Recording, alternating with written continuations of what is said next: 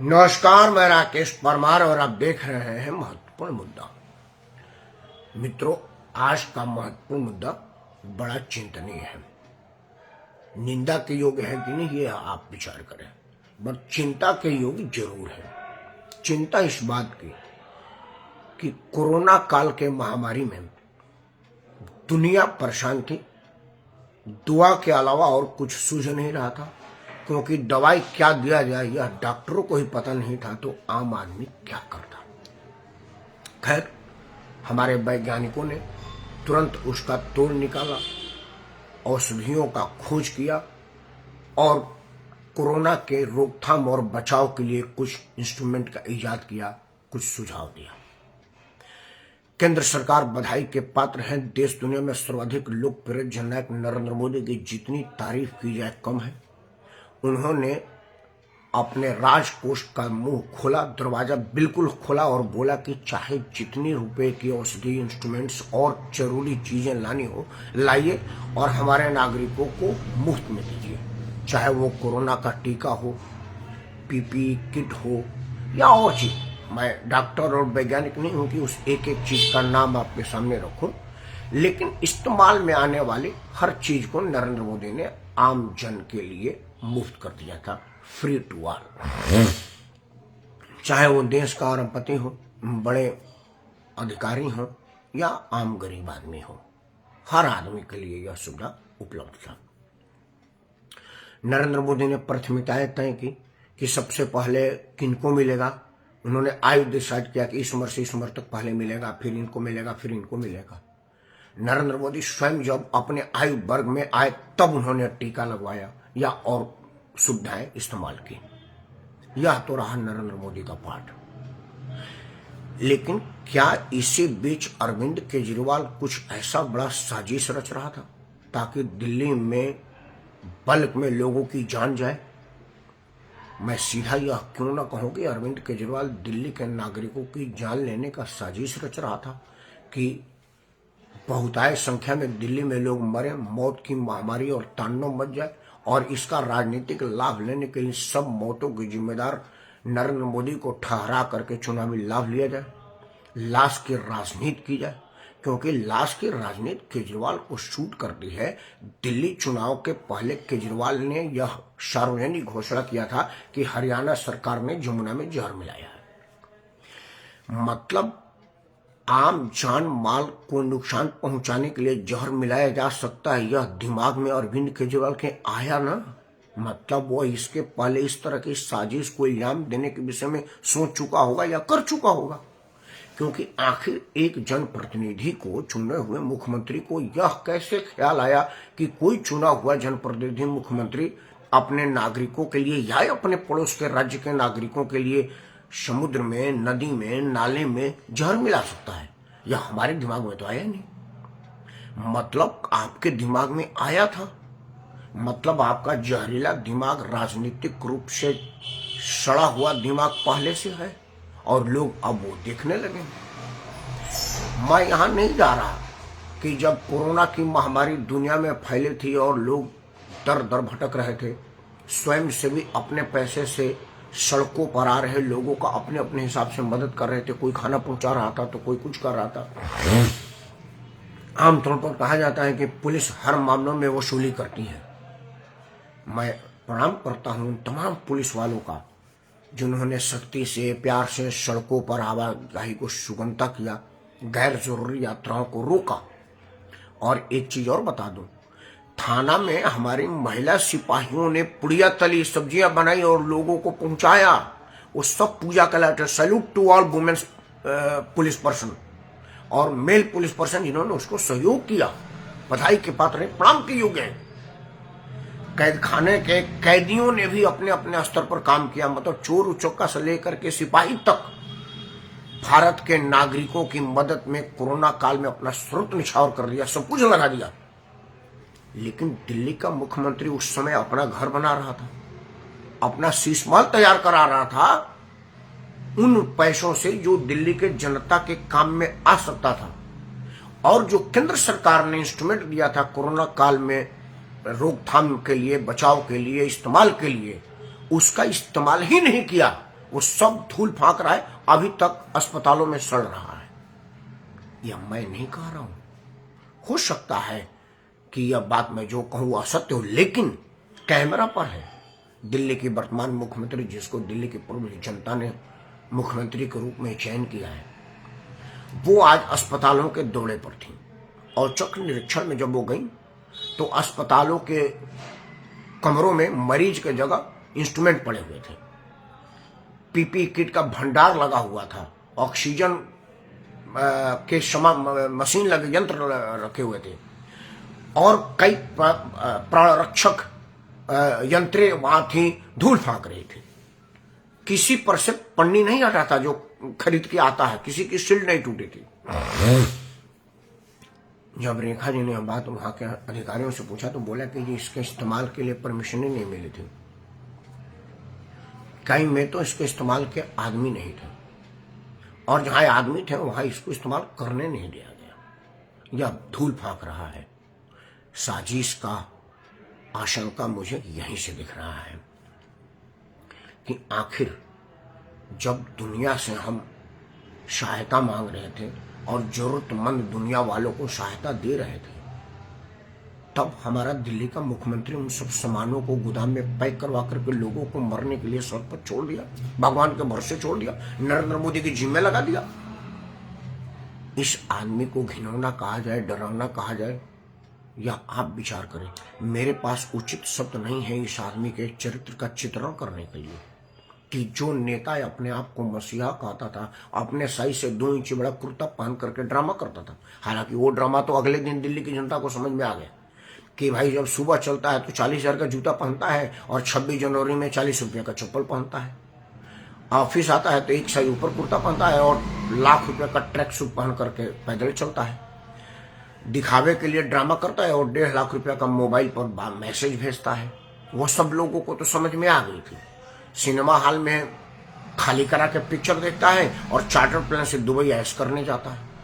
वो सब लोगों को समझ में आ गया था और मुझे उस पर अपना समय खर्चा करने की जरूरत नहीं है। ना ही मैं यह कहूंगा कि जिस चिकित्सा मॉडल की बड़ाई करता था कि सत्येंद्र जैन ने स्वास्थ्य क्रांति ला दिया है, वह क्रांति की कली खुल गई है, झूठ का पर्दाफाश हो गया। यह छोटी बात है, अत्यंत छोटी बात है। साजिश गहरी है।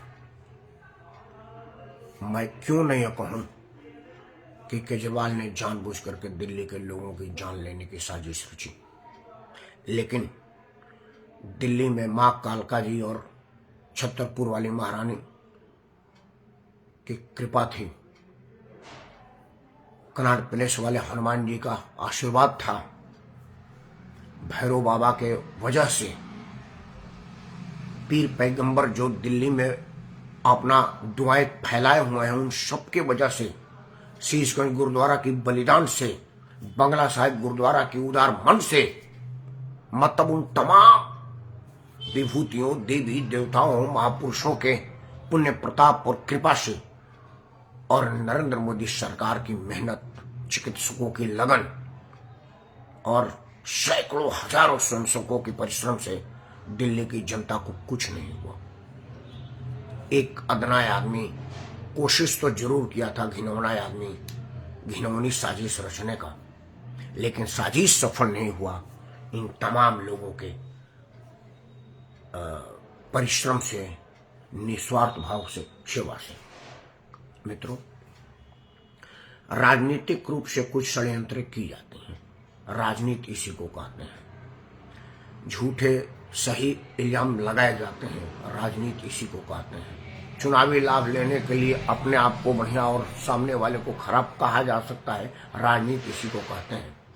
लेकिन राजनीतिक लाभ के लिए नागरिकों की जान दांव पर लगा दिया जाए, इसको राजनीति नहीं कहते, इसको घिनौनापन कहते हैं, भवड़ापन कहते हैं, और भी कुछ अगर कहते हो तो आप मेरे को बताइएगा।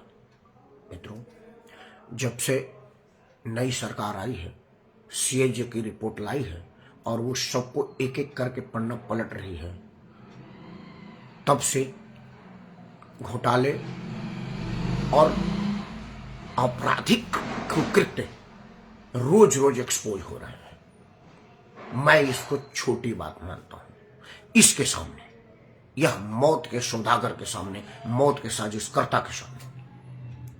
मैं बार बार मौत का सौदागर और मौत का साजिशकर्ता इसलिए कहने पर मजबूर हुआ या हिम्मत जुटा रहा हूं क्योंकि इसके पहले चुनावी लाभ लेने के लिए केजरीवाल ने यह कहा है कि हरियाणा का मुख्यमंत्री ने चल में जहर डाला है ताकि मास में लोगों की मौत हो। मैं तभी कहा था कि आखिर उसके दिमाग में ये बात आया कैसे कि नदी में जहर मिलाई जा सकती है। यह बात तो कोई जहरीला आदमी ही सोच सकता है। हालांकि जब हरियाणा के मुख्यमंत्री ने दल बल के साथ जमुना में आचमन किया और कहा कि बताओ, तो बोला कि एक दिन के अंदर जहर खत्म हो गया।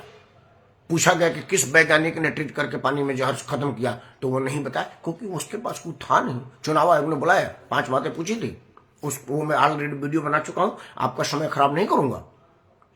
लेकिन एक बात तो मैं आपसे हाथ जोड़ के प्रार्थना करूंगा कि मित्रों, हो सकता है आपको नरेंद्र मोदी से शिकायत हो सकता है आपको राहुल गांधी जी प्रिय हो, अखिलेश यादव जी प्रिय हो, मायावती जी प्रिय हो, चंद्रबाबू नायडू जी प्रिय हो, ममता बनर्जी जी प्रिय हो। कोई भी राजनीतिक परिवार, घराना या पार्टी आपको प्रिय हो सकता है और कोई भी राजनीतिक दल, नेता आपको अप्रिय हो सकता, इसमें कोई बुराई नहीं है। भारत में काम करने वाले सभी राजनीतिक दल अपने अपने योजनाओं के अनुसार देश में अपना नियम लागू करने के लिए प्रतिबद्ध है, कटिबद्ध है और वो करते हैं। आप उनके विचारधारा को माने न माने ये आपके ऊपर है। लेकिन मित्रों, अगर कोई आदमी जहरीला सोच रखता हो, उसका न सिर्फ बहिष्कार हो बल्कि उस पर प्रहार हो वोटों के माध्यम से। जब आप वोट देने जाएं तो यह ध्यान दें कि क्या वो वोट उस साजिशकर्ता को जा रहा है जो जान से मारने का साजिश रचा है, या उस साजिशकर्ता को जा रहा है जो नीरा झूठ के अलावा और कुछ नहीं करता। मित्रों, भला हो भारतीय जनता पार्टी का जो 34 सीट जीत लेने के बाद भी 4 सीटें खरीद नहीं सकी या खरीदना नहीं चाहिए।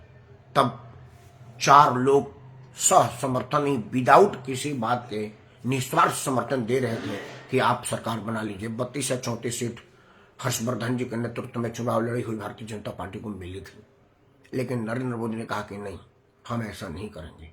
मुझे तब बुरा लगा था तब और बुरा लगा था जब इसी तरह की सिचुएशन में आने के बाद कई राज्यों में भाजपा ने सरकार बनाया।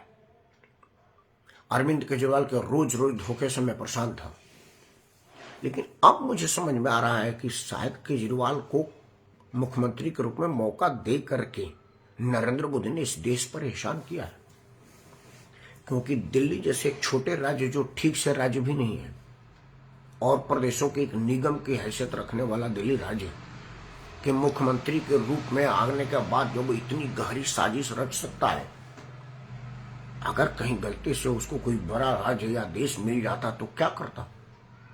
थैंक्स टू नरेंद्र मोदी और धन्यवाद भाजपा, आभार भाजपा कि आपने इस देश पर उपकार किया, इसके एक्सपोज करके, इसके अंदर की जहरीली चीज को बाहर ला करके।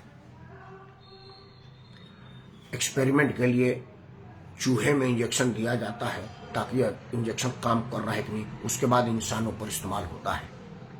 आपने इस चूहे में इंजेक्शन का इस्तेमाल करके बता दिया कि कितना घातक जहर है। मित्रों, मेरे बातों से अगर किसी को बुरा लगा हो तो वो जरूर बुरा माने और चिंता शुरू कर दे, और बकवास करने से पहले 3 बात का जवाब दे दे जो मैं इस वीडियो में रखा हूं कि क्या यह सही नहीं है कि दिल्ली के अस्पतालों में कोरोना काल से लड़ने वाली सारे इंस्ट्रूमेंट्स धूल फांक रहे हैं, और अगर ये गलत है तो टीवी पर रेखा गुप्ता के दिए बयान को आधार मान करके उन पर केस बने, मेरे पर नहीं, क्योंकि मैं यह वीडियो टीवी पर रेखा गुप्ता के दिए बयान के आधार पर दे रहा हूं। अस्पतालों के दौरे पर मैं नहीं निकला था। दूसरा, कि क्या अरविंद केजरीवाल कोरोना काल में अपना शीश महल नहीं बनाया था, वह सामने है, मीडिया के नजरों में है, और किस तरह से साजिश करके अपने लिमिट के बजट को बढ़ा बढ़ा करके कई करोड़ रुपया, कई 100 करोड़ रुपया कर दिया। अगर ये झूठ है तो मीडिया को ले जाकर के शीश महल दिखाया जाए, और अगर शीश महल की जगह कोई झोपड़ी खड़ी हो मुझ पर तुरंत मुकदमा कर दिया जाए। और अगर ये झूठ है तो मीडिया घराने को केस किया जाए, क्योंकि मीडिया पाई खबरों का आधार पर मैं कह रहा हूं मैंने टीवी में शीश महल देखा, मैं शीश महल के अंदर नहीं गया हूं। तीसरा कि क्या केजरीवाल ने कोरोना में अरविंद दिल्ली सरकार से बार बार केंद्र सरकार से मांग नहीं कर रहा था कि मुझे ऑक्सीजन दीजिए, मुझे ये दवाई दीजिए, मुझे लड़ने के लिए फलाना चीज दीजिए, केंद्र नहीं दे रही है। और अगर ऐसा केजरीवाल ने नहीं कहा होगा तो समाचार में प्रकाशित तब के खबरों और चैनलों वालों पर केस कीजिए, क्योंकि मैं यह बयान चैनल पर प्रकाशित खबर से कर रहा था, केजरीवाल के ट्वीट को देख करके कह रहा था। केजरीवाल बार बार टीवी में आके कहता था कि केंद्र हमारा मदद नहीं कर रहा है, दिल्ली की जनता मर रही है, हमको इतना ऑक्सीजन चाहिए, हमको इतना ऑक्सीजन चाहिए। हालांकि तब भी टीवी वालों ने उसके गोदाम में छापा मारा था और ऑक्सीजन के सिलेंडर पकड़ा था। दिल्ली को दिए गए ऑक्सीजन के सिलेंडर को एक जगह स्टोर कर दिया था और उसके लोग वो सिलेंडरों को ब्लैक में बेच रहे थे। यह बात तब टीवी में आई थी। अगर यह सब बात नहीं है तब किसी तरह की बकवास करिएगा, और अगर ये सब बात सही है तो केजरीवाल का बाइकाट करिएगा, क्योंकि ये आदमी राजनीति में बने रहने के लायक नहीं है। और मैं मीडिया घराने से यह प्रार्थना करता हूँ कि कृपया उसका बयान जारी करा करके उसको टीवी में बुलवा करके हीरो ना बनाए, क्योंकि अरविंद केजरीवाल अन्ना हजारे का दिन नहीं है, अरविंद केजरीवाल मीडिया का दिन है। इतना मीडिया हाइप उसको मिल गई कि जनता उसके साथ हो ली। उसके अंदर कितना बड़ा चोर है, कितना बड़ा साजिश करता है वो, या लोग नहीं समझ पाए। विचार जरूर करिएगा। और इन सब बातों को 2 मिनट में अगर आप एनालाइज कर लेंगे तो पाएंगे कि परमार ठीक बोल रहा है और परमार की बात सही है। और अगर आपको लगता है कि यह सब बातें सही हैं तो आपसे हाथ जोड़ के प्रार्थना है कि सबसे पहले तो आप इस वीडियो को लाइक करें, चैनल को सब्सक्राइब करें और इसे अपने सभी समूहों में साझा करें, क्योंकि साझा करने से केजरीवाल की साजिश लोगों तक पहुंचेगी, और लोगों तक इसकी साजिश पहुंचेगी तो लोगों का इसके प्रति समझ बढ़ेगा और लोग सचेत रहेंगे। और अगर लोग सचेत रह गए तो यह देश पर उपकार होगा और आपका प्रचार होगा। कृपया ऐसा जरूर करिएगा। देश स्वस्थ रहे, क्योंकि कहा जाता है ना कि कुछ बात है कि हस्ती मिट्टी नहीं हमारी, सदियों रहा है दुश्मन दौरे जमा। तो कितने आए और कितने चले गए, तुम भी चले जाओगे, तुम्हारी क्या औकात है। जय हिंद, वंदे मातरम और भारत माता की जय।